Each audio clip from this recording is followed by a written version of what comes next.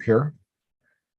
And okay, just say the word. There we go. So, friends, welcome. It's great to have you here, and thanks for joining us. My name is Stephen Fetter. I manage the United in Learning program for the General Counsel Office, and I'm pleased to be with you tonight as we kick off another season of this the special pandemic offering that just sort of took on a life of its own and stopped being about the pandemic at all. Golly, this has been an important program for so many folks across the country, and we are delighted to be able to come back with you again this season. Eric already has a program, a menu for you for October and November, as well as tonight, and plans are in place to carry on with this all the way through the year. So welcome, and welcome back, and I hope your summer was productive and exciting. You will have noticed as you signed up for this that we have moved away from the United in Learning website. We used that website for about 10 years, and it was starting to show its age. And then we got the opportunity to join up with a new ecumenical platform that's being run out of the Toronto United Church Council, but is including people from a variety of different denominations.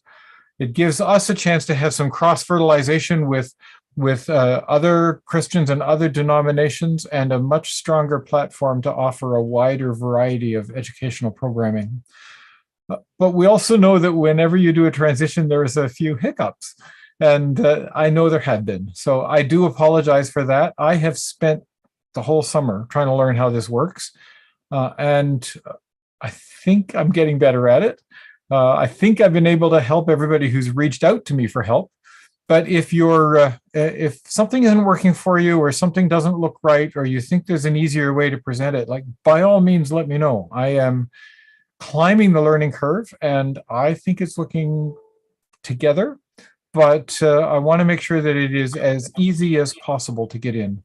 One of the best things about this, though, is that it will give you an automated reminder every month. So a couple of days before our next webinar, you'll get an email from me with Eric's title and his the issues that he wants to talk about and all that kind of stuff, and a reminder of how to get here. So that'll come automatically once you're registered with ChurchX, and you can also go back there and find the recordings and the PowerPoint slides and a variety of other bits and pieces, contacts, and so on that we've been saving. So it should be much easier for me to maintain now that it's all together, and certainly easier for you to find things too. In fact, if you go and log in now, you will actually see Eric's PowerPoint slides already posted at ChurchX. And yes, Eric, it is the most recent one you sent to me at, what time was it? 6:34 tonight, like 25 minutes ago. So it's there and posted if anybody wants to skip out and have supper and just look at Eric's slides. Meanwhile, I'm going to turn things over to him. I will invite you, though, please, to mute your mics. There are now 86 people in the room with us, and I know that it's only going to grow as we carry on. So please leave your mics muted so that the only dog we hear is Eric's. And otherwise, if you want to ask a question, I'll be watching the chat. I'm also watching the chat at YouTube. And as has been our pattern, I will curate the questions, and when Eric stops to take a breath, I will jump in with whatever questions have come up on the chat. So let me do that, and that way we'll probably plow through a little more material than if we open the mic and have a bit of a free-for-all. Eric, welcome back, and over to you. Okay, thank you, everyone, and welcome. This is a momentous webinar for me personally, in that I'll be announcing some stuff. It came out by email yesterday, but something we've been working on for a couple of years, a multi-million-dollar investment by the church to provide savings. We're putting in $3 million with the hope that we save congregations $1.5 million a year. Fabulous return, as long as, of course, claims experiences within expectations and all those kinds of things. So we'll be talking a fair bit. You've heard snippets of this for months and months. We'll be talking a fair bit about that tonight. Those of you who are regulars know that I always share the creed. and remind us that particularly treasurers and financial people, that we are called to be the church together, and we're sharing our knowledge and best practices. And I always try to take a moment as well for a land acknowledgement. And tonight I have a slightly different one in that I'm up in the Parry Sound area. So wherever you are, if we could just take a moment, we begin this meeting by acknowledging that we are all on land that has been inhabited by Indigenous people from the beginning, and that long before today, Indigenous peoples have been the stewards of this place. We are grateful for the opportunity to meet here, and we thank all the generations of people who have taken care of this land as we strive to do ourselves today.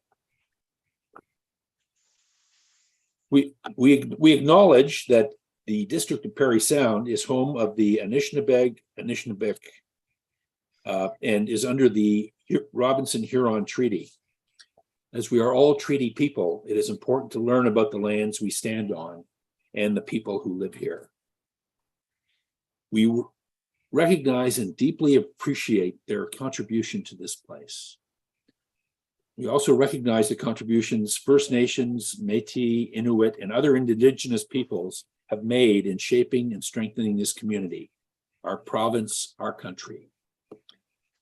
As settlers, this recognition of the contributions and historic importance of Indigenous people must be clearly and overtly connected to our collective conscience to make the promise, truth, and reconciliation in our communities.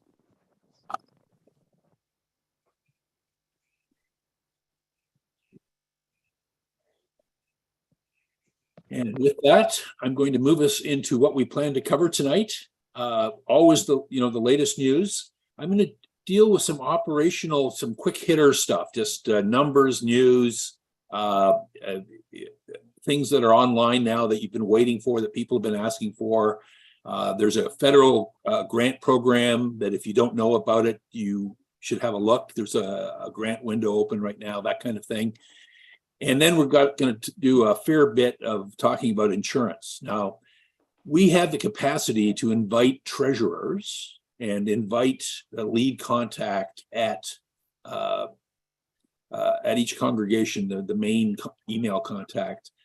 We don't have that for trustees. So get this info to your trustees if they're the ones that handle insurance in your setting. And of course, we'll try to field some questions, as always. So first, a little commercial.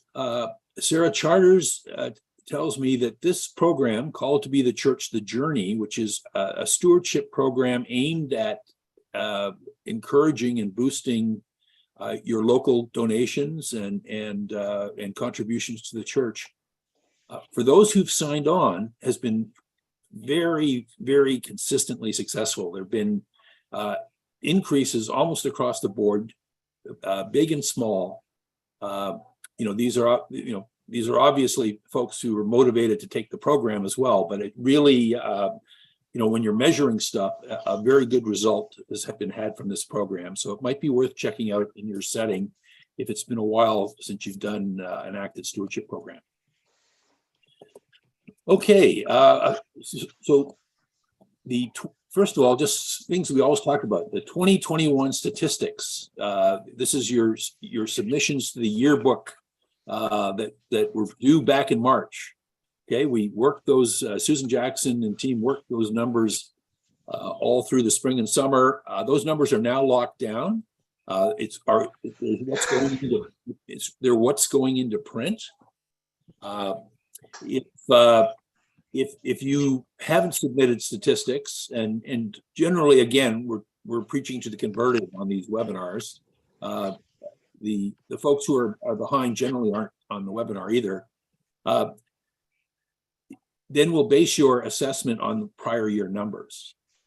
The whole reporting of church statistics is more important than ever, and it's been very important to us as we design programs to get us through the pandemic, and also even figure out, what things are looking like as we emerge from the pandemic.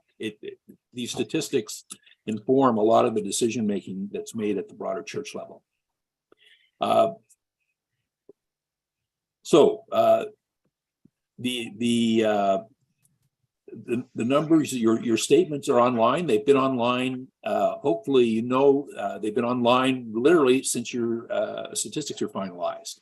So that's a number that treasurers have very early on, compared to say 5 years ago when you were lucky if you got that in time for December budget meetings. So Susan Jackson's made a lot of progress there. And I want to stress that the whole idea of the new funding model, it did during this whole pandemic what it was supposed to do. If congregation revenues were going down, assessment did too. Most regions are looking at assessment amounts that decrease or are level this year.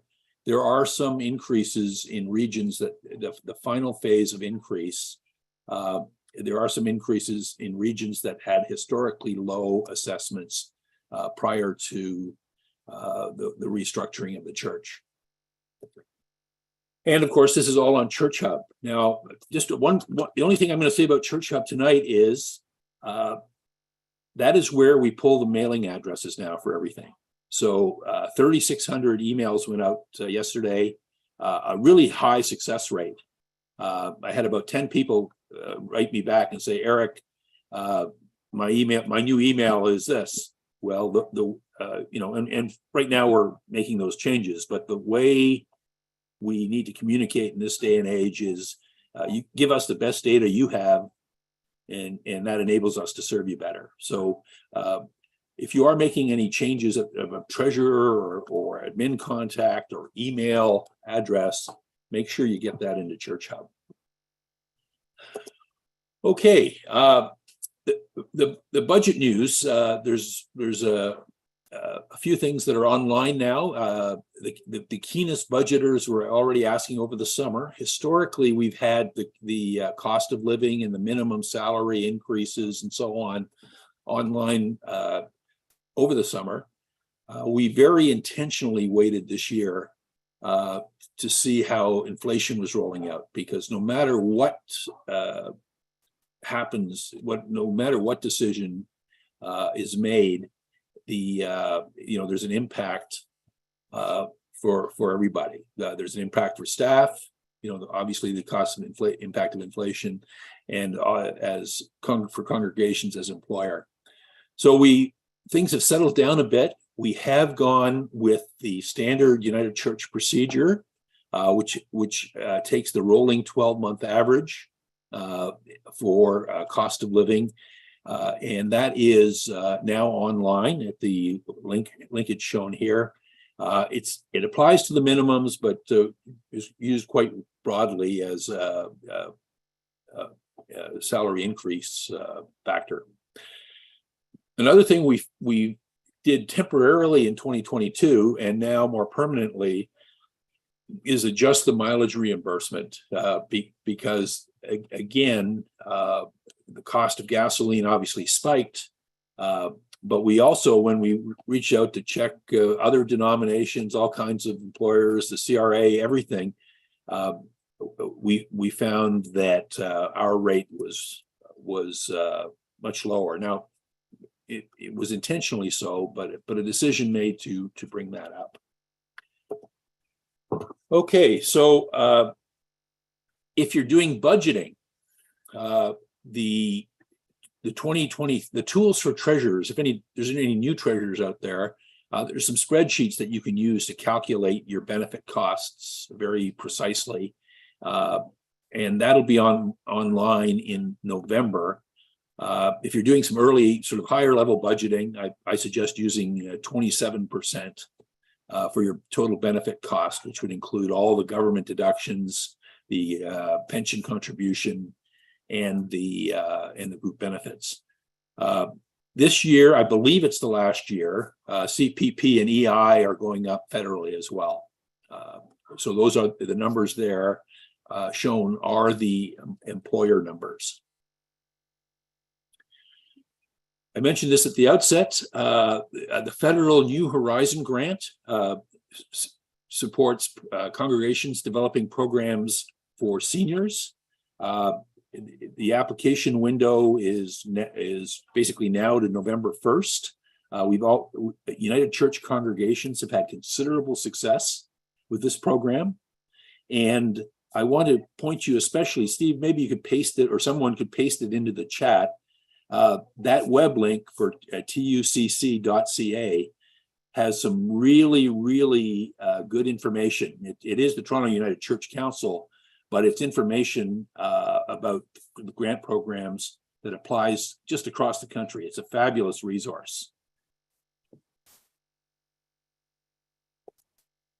Okay, just back in the days of talking all the time about COVID and COVID programs, just a reminder that those of you who have federal CEBA loans or United Church emergency COVID loans, they have an interest-free date of December 31st, 2023, need to be repaid by then. We've already talked about the fact that you get the forgivable portion of it's either $10,000 on a $40,000 loan or $20,000 on a $60,000 loan, $500 on the United Church loan. Anyway, here's the language for paying off a United Church loan. Okay, now, Angelica, I'm not going to, well, I will apologize briefly for the small print. We're trying to get a whole bunch of stuff on one or two slides. This is a reminder from the payroll team of almost like a quick reference guide, and maybe we'll have one online as a quick reference guide, but these are codes that, common errors and ways to make sure that the data input into TeamPay is correct. And I'm not going to go through them line by line. You could either print the slide or, as I say, I'm sure we'll have this online as well. Next, the font will now get smaller.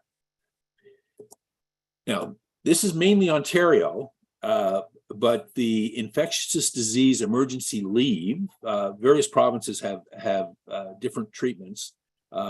We do have about almost 40% of our congregations are in Ontario, so this does apply to a lot of you. We don't normally do province-specific stuff, but just a reminder that the provincial government here has extended these leave programs into 2023, March 31st, 2023. And the other programs have more or less wound up. So you might want to be aware, or your M&P committee might want to be aware that there is paid leave entitlement in a claims process that might apply for reimbursement. Similarly, most of the COVID restrictions are dropping, and Ontario also has a minimum wage change. But you'll need, these are all, anything employment standard related, and even health for that matter, is a provincial matter, and your regional council will typically have better information than we will on that. Okay, I'm going to stop for a minute there. Just flew through a bunch of stuff. Steve, have any questions popped up so far? I'm just seeing things starting to come up. Otherwise, people have been remarkably quiet. I think they would call that respectful rather than not listening. Yeah, well, that was a bit of a data dump. There isn't a lot of why that or how does that work. Sure. So Valerie is saying we're just entering a collaborative ministry agreement where we contract our minister from another congregation. We each have her half time. They pay her via ADP. We reimburse them our portion. Do I need to do anything with ADP? And how will I report this in statistics down the road? It's a shared ministry. So I'm going to suggest you reach out to Susan Jackson for the specifics there. It sounds like the setup, and this is quite common, is to have one of the points be the employer, and where that's what it'll say on the paycheck, the person and the reimbursement is made. So in that situation, both places will need to report their salary for statistical purposes.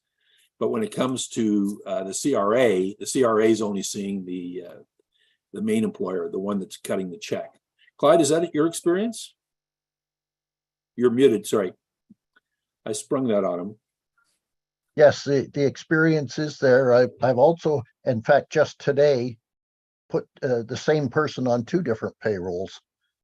So it's across the board, it changes, but most of them are shared. But do reach out to Susan Jackson, sjackson@united-church.ca for more detail on the statistical reporting. And Andy is just asking if you could quickly repeat the stuff you said about the assessment. I think he was having trouble getting into the Zoom meeting. Oh, just to say that with the 23, first of all, everyone's 2023 assessment amounts are online at Church Hub, and that for 2023, all congregations are at the target level now. Okay. There were some transition provisions because there were folks looking at large increases and all of that for 2023. We completed the transition. That would be the message. So if somebody's having trouble, where would they go? Because Andy's not finding it, and we don't need to take everybody's time for you to walk him through it. But who should he contact, Eric? Rose Camborne or Okay. Susan Jackson, and again, that would be the. You could even just go assessments@unitedchurch.com. Good, thank you. So Andy, Susan Jackson's email is already in the chat, about 3 or 4 above yours. So you could contact her and she could help you sort that out. That's it for now, Eric. Go ahead. Okay, so insurance. Again, regulars will know we've been working on this for a long time. Rates have been going crazy. It's called a hard market. Increased underwriting, people exiting the business. Consolidation. The insurer that we were with was bought by Intact, which is the biggest insurer in Canada. And so a lot of, frankly, net new work. Requirements I talked about here. Most of the United Church affinity program folks have had to fill in a new application in the last 12 months. In some cases for the first time in a long time. There are folks being asked for inspections and appraisals, and in lots of parts of the country, that's tough to even source. So this slide is really a comment about the industry and what the industry's been like for a couple of years, and wanted to stress that an empty or a closed building actually it costs more from an insurance perspective. Again, if you have an older building, or more importantly, a building that hasn't been upgraded in a good long time, that too has, no matter what insurer you're with, that too attracts more scrutiny in the last while. And if you have been asked for an appraisal, these are the companies listed here. The big 3 are very, very national, have coverage across the country. But again, for some of us, like if you're in a small rural setting, they want to charge you travel fees too. So we are in very intense conversation around trying to get some kind of group discount or some kind of promotional approach to help reduce that cost, because it can be anywhere from $2,000 to I'm going to say $2,000 to $4,000, depending on the size of building. Okay, so we've been trying to do all kinds of things in a small way to reduce insurance costs. So this self-insurance that we had, the group funded deductible that showed up on your policies, that was a way for us to take some risk and reduce premiums that would otherwise have been charged. And similarly, our broker had reduced commissions as well, because they felt that they shouldn't be benefiting wholly from rates just going up. However, the story's now changed. We've decided to go with full self-insurance. We're investing $3 million, and we're hoping with reasonable, like all the actuarial studies and all the work that's been done to prepare for this, we still need to have reasonable claims performance. And if we do, right from the outset, we can be saving congregations $1 to $1.5 million a year. And we're targeting immediately to get this in place for December 1. And we're targeting savings of 15 to 30%. In fact, if you had a renewal this year, there was another big increase, a 15% rate increase plus inflation. We're planning a 30% rollback of that higher number. Now, if you're not in the program, we think this is going to be attractive too. We're hoping we can offer double-digit increases, but we can't guarantee that because we don't know whether you were fully insured. We don't know if on what basis the premium was. So we do have to look at new entrants. So there are 4 categories of insurance, and I have news on each of them. So the property and liability insurance, which you folks always sourced yourselves locally, whether you participate in the national program or not, and paid for that. That's the part that we're launching this full self-insurance program. Directors and officers, I think for about 10 years now, or actually it's more like 12, we've had an umbrella plan in place for congregations funded by the national church. It renews annually, and usually by around January, you can look for the updated coverage certificate online if there are folks that want to see that. And these days, at least in Toronto and frankly across the country, it's a sad comment, but I tell people they shouldn't join a volunteer board without ensuring that without asking about and making sure there's coverage in place. Third-party insurance has again been a challenge with all this industry consolidation. There is an online portal for existing for existing national program participants. That's about half of the congregations in Canada. And we are just finalizing details to make that offering available to all United Church entities. There's some systems work that has to be done to achieve that. But again, that's an area that's taken quite a hit. Cyber insurance, here's a bad news message. And I've spent several weeks trying to change this story, but we did put an umbrella program in where we were actually surprised to get it a year and a half ago. But the cyber insurance world has tightened to the point where the relatively rudimentary safeguards that many congregations have scared off our existing insurer, who by the way is the most common insurer for this. And if there are folks who feel they need cyber insurance or can afford cyber insurance, I would recommend trying to get some individually at this point.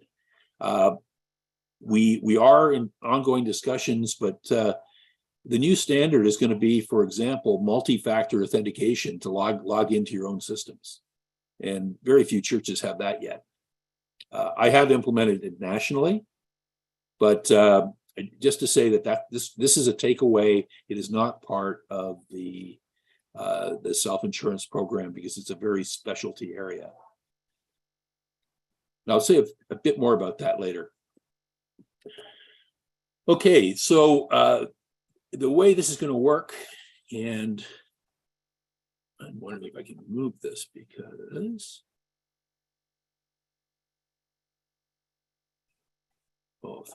thank you. Okay, sorry about that. Okay, so existing participants will get a policy from AIG. a noted, there's a Canadian version of the company. It's a very huge company in the States. The insurance policies will be on their letterhead. But again, I'm funding the risk, or the structures that we're building behind this are funding the risk. They are offering certain administrative services and so on. For participants in the program, a credit for lower premium will begin for all in December 2022. But the premium will only be reduced at renewal. Okay, and we will cut a check for the savings. So those renewing in December, if you have an annual December renewal, there isn't, you'll be just getting the premium reduction. If you are a March or a June, you'll be getting a 3-month or a 6-month credit. So it feels a bit weird. You get a premium reduction, but the amount coming out of your bank will not change. And the reason for that is because we're switching companies and there's contracts between and all that kind of stuff. So we've arranged that we will get the money back, but the money needs to first go to the existing insurer, even though the insurance is coming into force. I don't want to bore you with the details. The point is you will get a check and you will get credit for the premium savings. Now, anyone not wanting to participate in this program can exit. They can talk to a local broker and apply for insurance elsewhere. But there is no longer a hub policy that you can apply for offered through the United Church. We're going to have this self-insurance arrangement.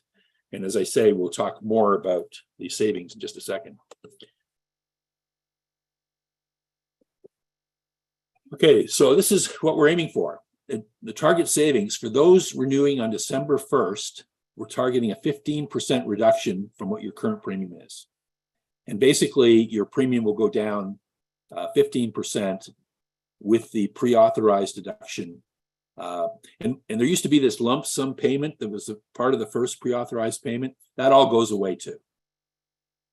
Basically, your insurance premium is going to be an annual number, and it's divided by 11. And again, certain things are less flexible. The only option is to pay monthly, pre-authorized. So December 1 renewals, you get a 15% reduction. If you had a September renewal, and some of you could well still be getting that, you get a 30% reduction. The reason being, you would have incurred a rate increase that the December people did not get. The rate increase this year has been 15% plus an inflation factor of about 3%. So we're rolling that back and crediting a further saving. And similarly, the March and June renewals will also get a 30% reduction. With any luck, and we need, I don't say we need luck, but we need normal. If we have too many Fionas, particularly events where there's coverage, a lot of the flood stuff wasn't going to be covered. But if we have adverse claims, the United Church may have to put more money in to backstop this operation. But with a normal claim operation, we hope to be able to limit future premium increases to inflation and potentially even offer decreases if claims experience allows. Okay, a couple of I guess just sort of details. It's not mandatory. And Newfoundland and Labrador in particular have their own program. They have been very innovative. They have an all-in program that's mandatory for all United Churches in Newfoundland and Labrador and their outreach ministries and so on. and that has given them the opportunity to do some things that we're going to now be looking to emulate nationally with a reduced premium structure. They do pay significant commission up there, so that they may well be attracted to a program where commission and certain administrative costs are eliminated. The coverage amounts, limits, particulars, all basically the only thing that should change, I'm going to oversimplify for a second, is the logo of the insurance company on the paper and the premium number. All the coverages and all those kinds of things are expected to be exactly the same. There's no takeaway. There's one exception, and again, this is an industry-wide thing. There may be a few places, in particular in BC, where insurance companies are no longer offering earthquake protection. If there is a case like that, and I expect there will be a few, we will be reaching out to those individual pastoral charges to see if that's a game breaker. A number of them have opted out of that already out west because of the cost. The other thing I want to say is we are rushing to get this in. We know how long folks have been waiting. I had to get my general counsel approval this summer, which I did. And this is being rushed to get you the premium saving and maintain your coverage, but it will be a little bumpy. There's no question. The other thing I want to flag is if you're insured somewhere else, and quite a number of the emails I got today were from folks who were insured elsewhere. The new entrant savings aren't necessarily going to be 15 to 30%. If the underwriting at the other company was the same or similar, then there's a good chance of significant savings. But if you were underinsured somewhere else, or had a local insurance company that may not have included the normal things on a faith insurance coverage, the savings won't always be double digits the way they are for the current program. Okay, we are looking, one of the things that lots of people have been asking for is to say there's no way we rebuild our 1,100 seat cathedral or whatever size of church you might have. Our first priority is delivering premium relief to over 1,000 United Church entities. We know that we're going to offer a range of coverage choices that won't be full replacement value, because we know that there are so many cases where we wouldn't fully replace. There might even be some cases where you don't even want to, like in the extreme, you insure just to clear the site. That's called for wreckage value. But we're going to work on that. We probably won't be able to deal with that until the second half of next year. The first priority will be getting everybody into the new system, their new policies, getting certain systems in place so that we can offer way better service than, frankly, it has been the case. The service has been a problem. A key point is this is not like so many things in United Church are flexible. This will be flexible to some degree in the offering certain types of coverage that that a regular insurance company won't. But it can't be on claims. We will be purchasing professional claims, the same claims adjuster, the same rules.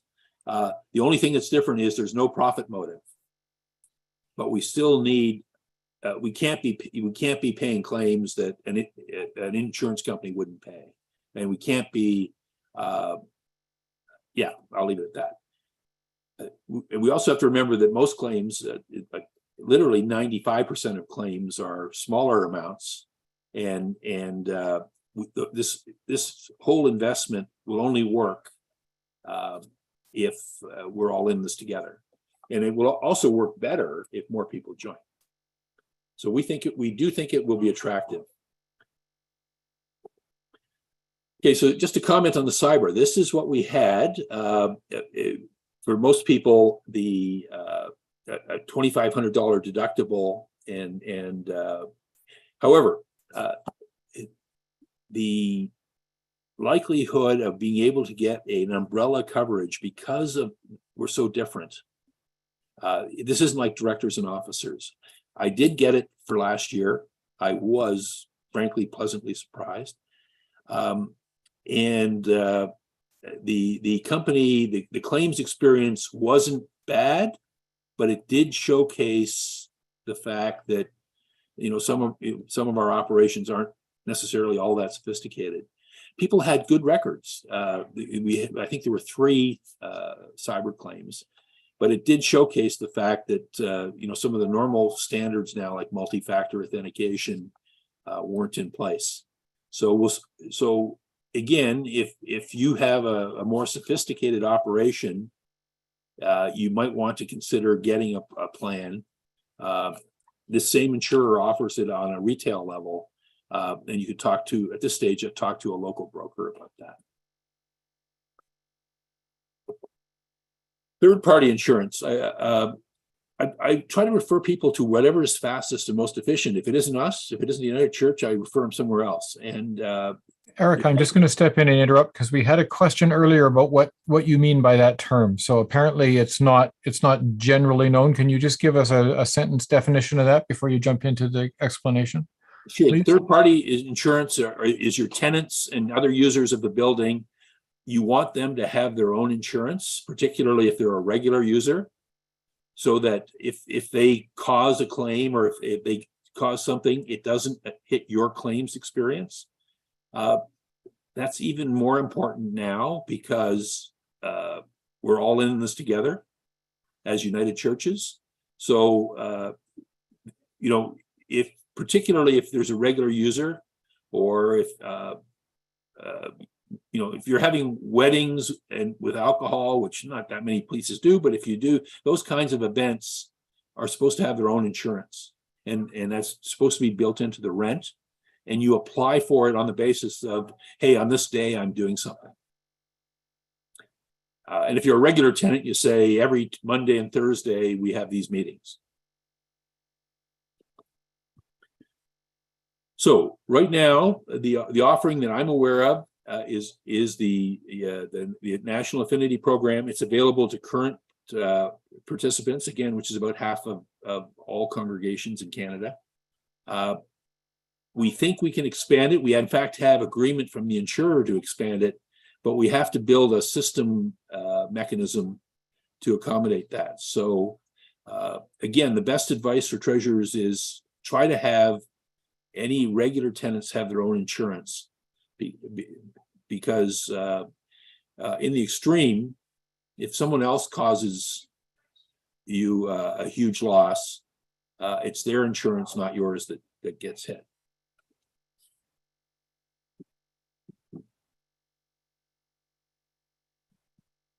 Okay, a few administrative comments. The service has to be better than what we've been getting. I say that, and you know, very candidly to all involved. The hub team has been fighting a whole bunch of challenges with increased underwriting and so on, but there's really, like, the service has been poor, and you know, at least one of the reasons is because I've probably been diverting some resources to trying to get this new deal done and trying to get premiums down. So we know new systems are coming. We know that we can approach this in a more streamlined way. For example, just asking you each year very quickly, what has changed, as opposed to having you redo a 9-page. We think we can shorten the application. We think there's a whole bunch of things that we can do pretty quickly. So again, the December renewals we're focused on getting the reduction in place.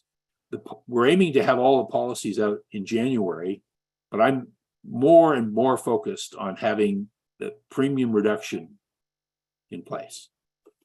And frankly, we're you know, if we're going nice and slow and steady, I would probably be aiming to do this next June or next March, but I'm trying to get the savings out because this is the highest impact thing the national church can do in terms of an immediate saving. For many churches, it's thousands of dollars a year. For larger churches, and it's certainly several hundred even for the smallest church.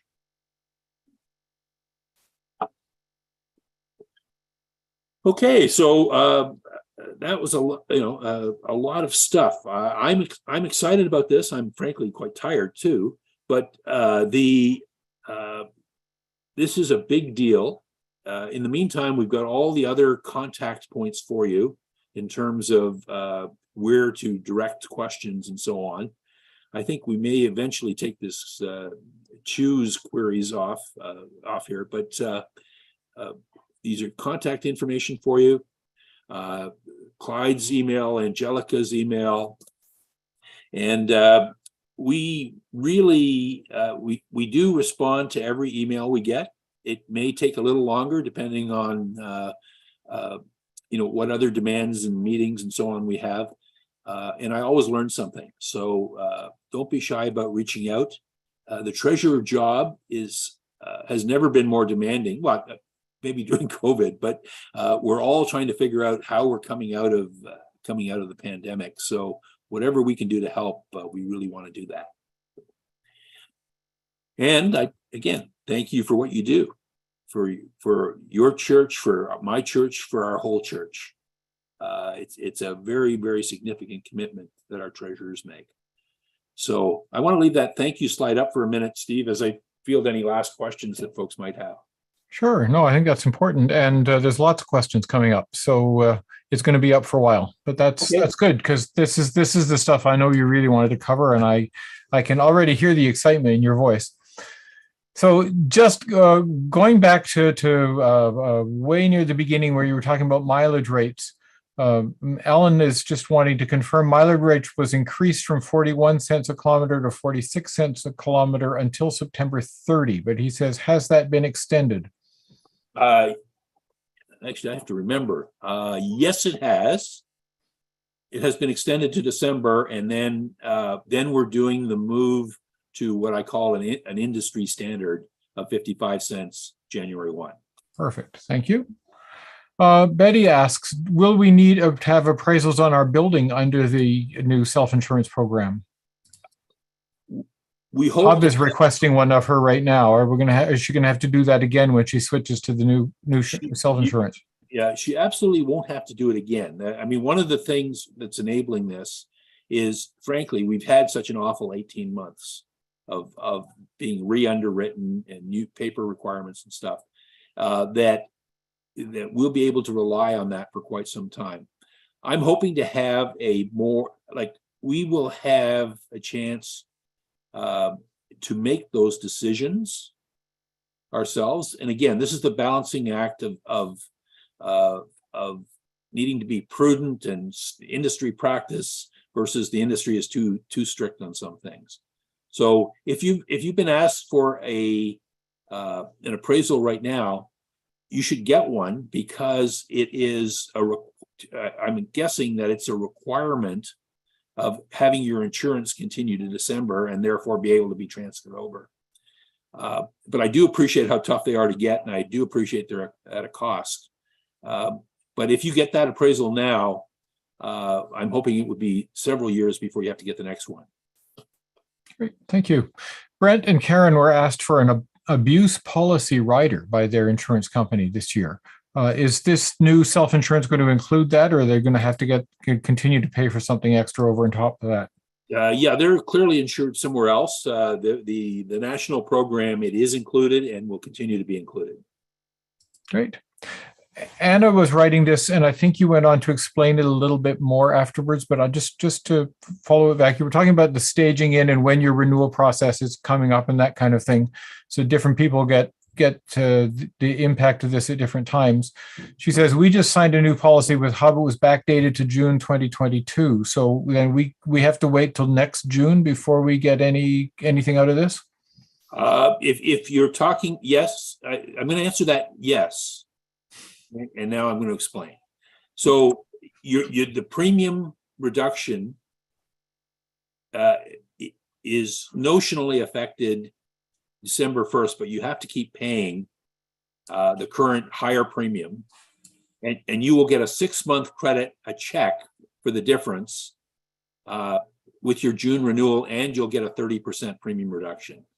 So that is, as goofy as that sounds, that means that administratively, we could even try to change 1,000 policies all at once, but the way the interrelationships work with the insurance company, the current insurer sort of carries on in a way, but the risk transfers, and then the money has to be moved back and forth. There's a bunch of mumbo jumbo. The bottom line is you will get your situation will get a 6-month credit by check next June, and your premiums targeted to go down 30%. Great, thank you. So complicated. There's so many different policies you have to manage. It's tough to do everybody at once. Well, I mean, it's because people's policies renew at different times too, right? Sure. Yeah. So you've hooked somebody who wants to sign up. What kind of lead time do new applicants need? How long before their current insurance expires should she start the process? I'm going to say 3 months. That sounds like a lot, but the normal advice in the sector is at least 2. So at least 2 or 3 months. And again, right now, the requirements that we're suggesting, we're actually going to try to accommodate a few renewals in December just to see what's out there. And so I can talk more intelligently about what to expect. But basically, we're looking for an application. We're looking for the coverage summary, including your existing premium. And we're looking for an appraisal within some recent number of years. So we've been saying most immediately 3 years, but if you've got 4 or 5, we can at least consider it. So got a couple of questions from people who have autumn renewal dates. One on the 1st of September, one the end of October. When will they see a change? Well, if you're end of October, I don't think you're with the program. So you're what would be called a new entrant. So you probably, because this program isn't available, you probably need to renew with your existing insurer and consider this program next year when, frankly, it'll be, by then it'll be running smoothly. Thank you. Couple of questions about third-party insurance. John at YouTube says we got a rider for a church day camp this summer. Is that a third-party insurance? Is that what you're talking about? It could be. Typically, the day camp would have its own insurance. My own church, I think, had a Y camp this summer, and would have required that the Y provide a certificate of insurance. But that rider might be adding it to your own policy to just acknowledge that it's going on. Sure. Thank you. Valerie was surprised by something you said about one-time events. A wedding couple needs to get insurance. What about funerals? Funerals come up really quickly. Do those kinds of events need third-party insurance, or is that something that would be covered by our policies? Well, here's the thing, and I'll be really blunt. I would never get, you couldn't even for sure get insurance for a funeral. Okay, like the lead time would be too short. You typically want it for events. If you're ever doing something at another building, they will always want you to have proof of insurance if you're using their facilities, municipal anyway. Same thing for the church. A wedding, I would say no. If you were having the wedding reception, that would typically be booked further in advance. And the conventional advice is, yes, get it for weddings. For wedding receptions. I personally wouldn't unless they were serving alcohol, and then I at least think about it and look to get it. Okay. But here's the thing: if you didn't require this insurance and something happened, the people could still sue you, and your own insurance would respond. Okay, the reason it's best practice to get insurance for tenants and stuff is so that you don't impact your own rates, and that there can be sort of an automatic coverage instead of litigation. Thank you. Andy's church always uses multi-factor authentications on all the platforms. He wants an agent who will give them a cyber policy. Do you have somebody in your back pocket, or? Well, the company that I don't have local agents. The company that is the best at this is CFC. They are the people that dumped us, but I think they offer a retail offering. If you have multi-factor authentication, you should be able to get it. You should be able to get coverage quite easily. Frankly, most congregations don't. Clyde, do any of your clients have that? I don't think so. No, that was a no, even though he was muted. Okay. Yeah, definitely no. Diana says, we currently have a claim with Hub. What's going to happen there? Will this affect the payments for repairs that she's expecting or waiting on? I think the short answer to that is no. This anything that's happened up until December 1st is the responsibility of the current insurer, whoever that is. Sounds like it might be through the Hub program. And anything happens after that will hit the United Church's self-insurance program. Thank you. Anne is wondering, say again, what's the role of AIG in this? They are what's called a front company. They offer the use of their logo on the insurance policy. They offer some risk guidelines and so on that that we aren't going crazy with the underwriting, but they do that for a fee. It's a fairly common arrangement. Okay. Couple more insurance questions. Do we have to use a local appraiser, or is it from an approved list only? An appraisal of the building replacement cost. We provide, or more correctly, the Hub has provided a list of providers that they know. But if you've got a local appraisal, I would go for it. It might be cheaper too. And you certainly won't be paying for travel costs. So I would definitely go for it. Sure. Jim says, our insurance carrier doesn't cover volunteers over 80. Do you have other options? I have never heard of that exclusion, but change insurance companies. No, it's I think we've all got volunteers over 80. I'd be curious to hear from, was it Jim? I'd be curious to hear who it is. And the current programs that I'm aware of don't have that exclusion. I may have to read the small print though. The United Church program does not have that exclusion. And I'll find out who does. Okay. Laura's got a small musical group looking for rehearsal space on an occasional basis. They don't have insurance. Are they covered under ours? Again, no one's covered in the sense, like volunteers and staff are covered. Users either have their own insurance or could sue you if they can prove negligence. That's how the world works. So they're not covered in the sense that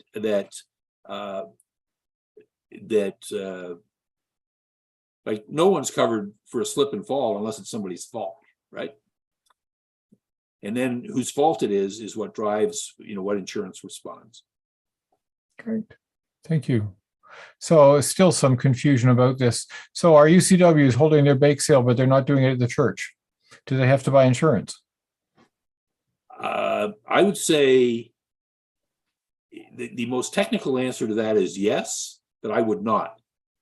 You also have to make business decisions around what kind of risk there is, and typically, if it was off-site, it would be the other site that would be requiring any insurance protection. Yeah. Okay. Couple of questions not on insurance. based on what's written in the 2023 salary schedule, says James, cost of living groups are staying unchanged in 2023, but there'd be a new system in place in 2024. More details coming on that and when? Yeah, there'll certainly be the research on that. There's been a lot of research on that this year, and I understand there'll be more information forthcoming. I have not seen the research myself, but it basically, the most current update is what it says in the exhibit. Great.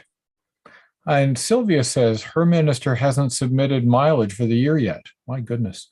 When did the 46 cents a kilometer start?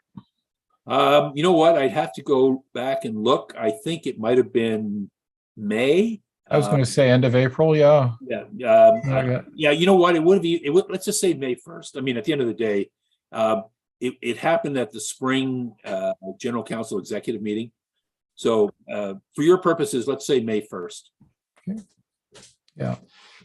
So if the rental agreement you have with your tenants includes the sentence that the church is not responsible for injury, etc., does that suffice in place of third-party insurance? It does not. Like all the releases that you and Clyde, I thought I saw your lips move. Join in, but here's the thing: releases are not like you can make a person sign a release that says, "Hey, the church isn't responsible for anything," but releases tend not to hold up in court. Yeah. However, they are a safeguard. They are a way of drawing people's attention, and you hope that most people wouldn't sue, right? Yeah. Most people don't. Yeah. Which is why insurance rates are still as low as they are. But Yeah. every so often you get one. Yeah. But the whole notion of a release or wording like that, it's better than nothing, but it isn't like it's, if you're rating it between 0 and 100, it's like 30. Sure. It's meant to deter the discussion of suing, but it doesn't stop it. Yeah. So our church is having a Christmas craft sale. We rent out tables to the vendors. Do the vendors each get their own insurance for their own little table spot? Not at my church. No. Yeah, I mean, not at mine either. Yeah. I think there is a limit, and it depends what they're selling and all those kinds of things. Again, your insurance is against a physical thing that happens that is someone's fault. So it is reasonable to. I'm going to use an example. It's a live example. If you have workmen doing major work on your building, you better make sure they have insurance. We had a repair company burned down a church a few years ago. They only had $2 million in insurance. The church cost was like $9 million, and our program gets hit. Yeah. So you do want to. It depends what they're doing. If you're playing with fire, they should have their own insurance. And they were. I know that one well. They were putting a new roof on the back of the church, and it set the whole building on fire. It's gone. And they burned it down. They so did. Again, I may have sort of ducked the question a little bit. You should always have insurance that's linked to the risk, and service providers, business people who are getting paid to do something should always have insurance. If you're workman's comp, you should look for evidence of workman's comp routinely, and larger construction projects do that.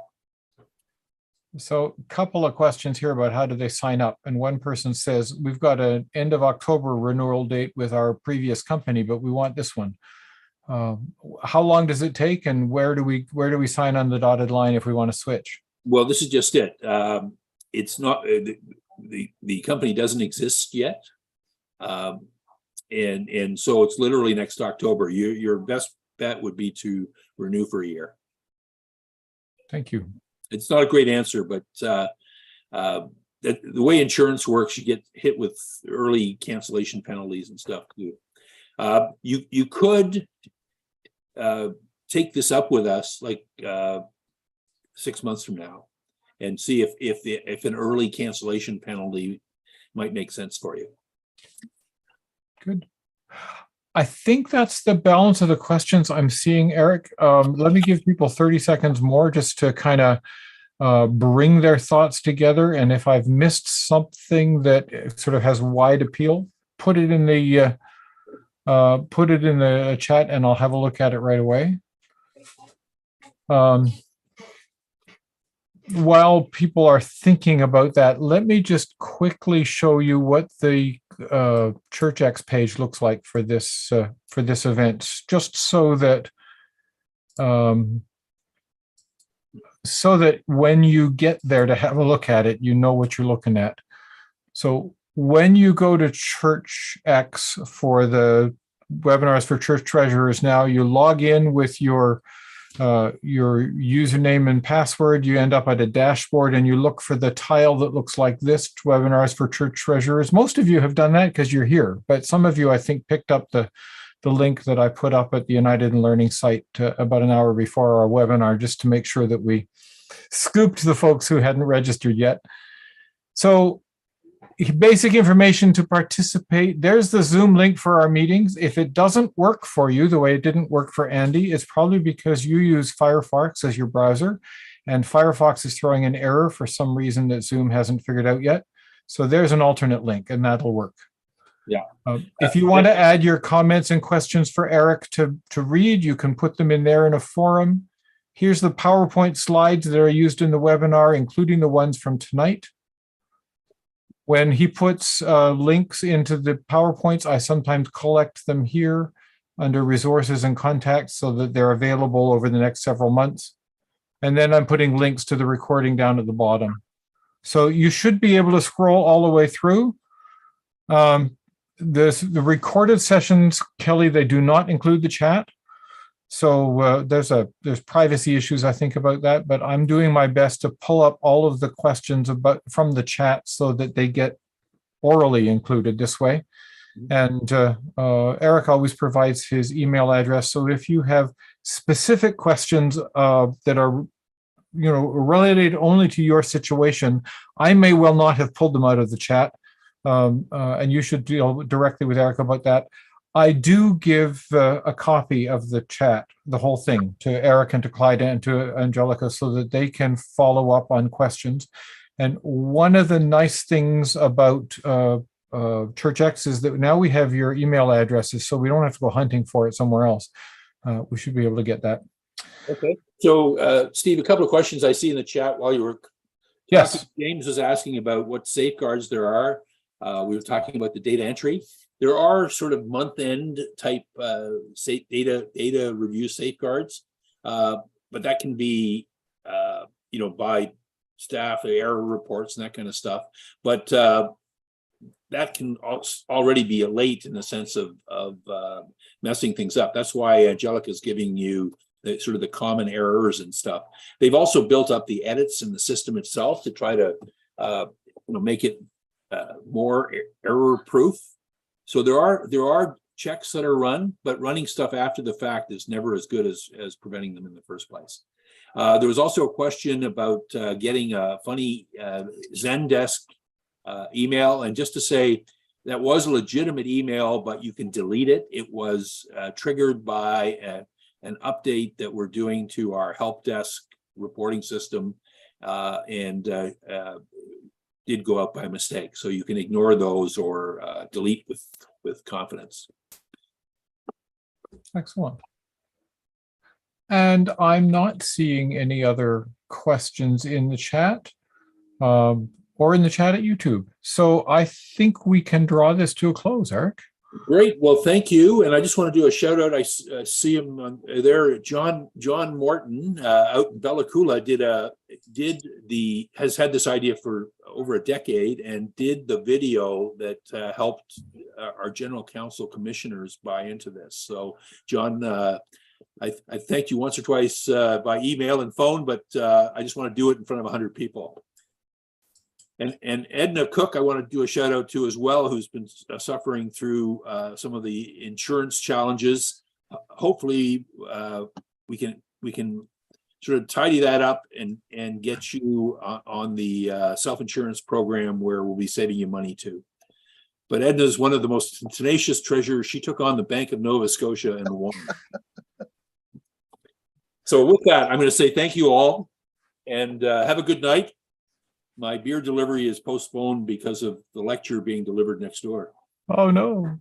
Well, and so let me step in and say thank you to all of you too. And Angelica, Eric, and Clyde, I'll take you into a breakout room as I usually do as we close this evening. Thank you all for joining us.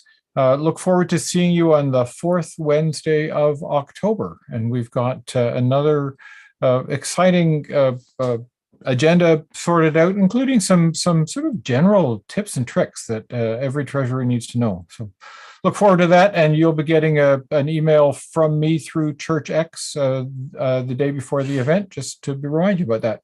So, blessings to you all. Happy Thanksgiving, and we'll see you in 4 weeks. Thank you all. Thank you.